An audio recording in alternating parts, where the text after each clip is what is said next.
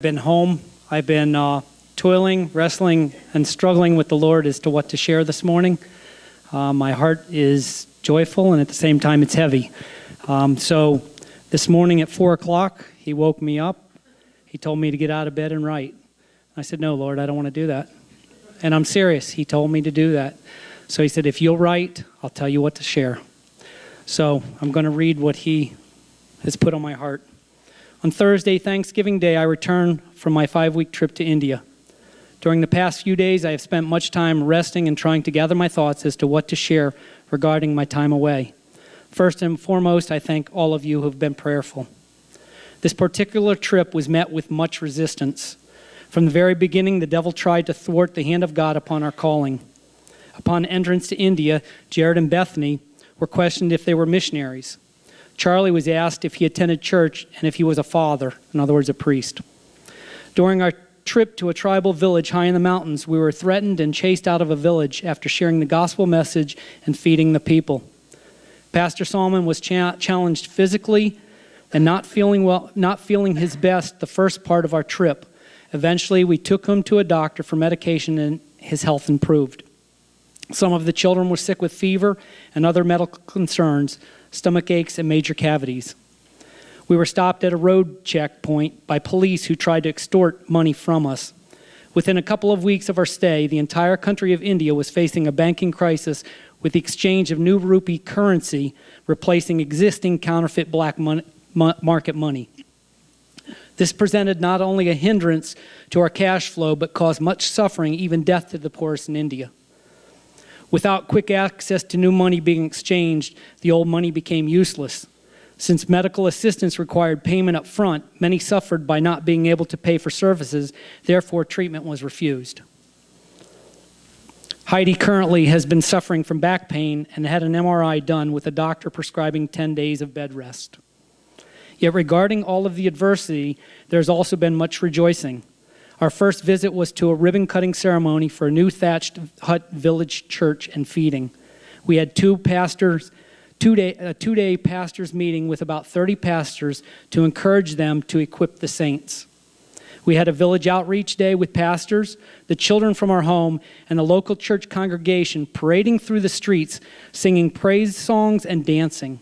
At 4 different locations, we stopped, and either Charlie or Chris, who was from the team from Ohio, would share the gospel over the loudspeaker system that was mounted to the roof of the van, and then they would make a verbal invitation for the people to attend a night meeting to be held in the street right next to an idol temple. This was the hottest day of our trip. That night, there were about 150 people in attendance. The following week, we returned to that village and attended the same church. We were told that there were 10 new believers, and during the service, 6 of them received new Bibles. In another village after the service, we had the opportunity to baptize a woman that was convicted by the message spoken. We paraded with a small congregation with drums and singing down to the river for her baptism. During the whole time, the woman was crying. She realized that due to her commitment to accept Christ and her public declaration through baptism, that it would bring persecution from others in the village. There were also tears of joy, knowing that her Savior had died for her sins. In another village, we shared in the opening and dedication of another small church building that was funded by donations from Providence Life Center here in Rhode Island. Probably the more memorable time of the trip for me was the feeding and sharing of the gospel message with about 30 poor fishermen along the shore of the beach. We had planned and prepared with much prayer regarding that particular part of the trip. Food preparation was done by Pastor Solomon's family and the children the night before our trip to the seaside. Around 4 a.m., the cooking began, and by 9 a.m., 50 sack lunches had been put together for distribution. Each meal sack contained 2 pieces of chicken, a bag of rice, Sambaru curry sauce, an apple, cookies, chocolate and cashew mix, and a bottle of water. Upon our arrival at the seashore, the men were engaged in cleaning the fishing net, and their fishing vessel still needed to be brought to shore and carried up the beach above the high tide watermark. Pastor Solomon addressed the fishermen to find out who was the lead person and then explained that we had come to feed them. I asked him to have the men sit on the beach in a line, and we began distributing the lunches.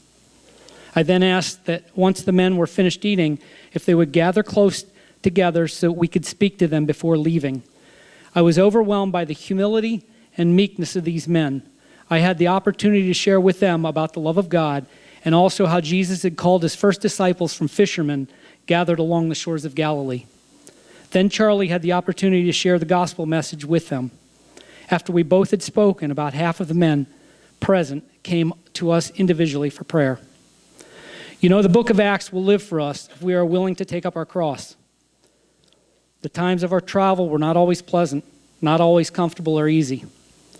There were times when I was tired and sick, and yet I was able to push through, not for my glory, but for his.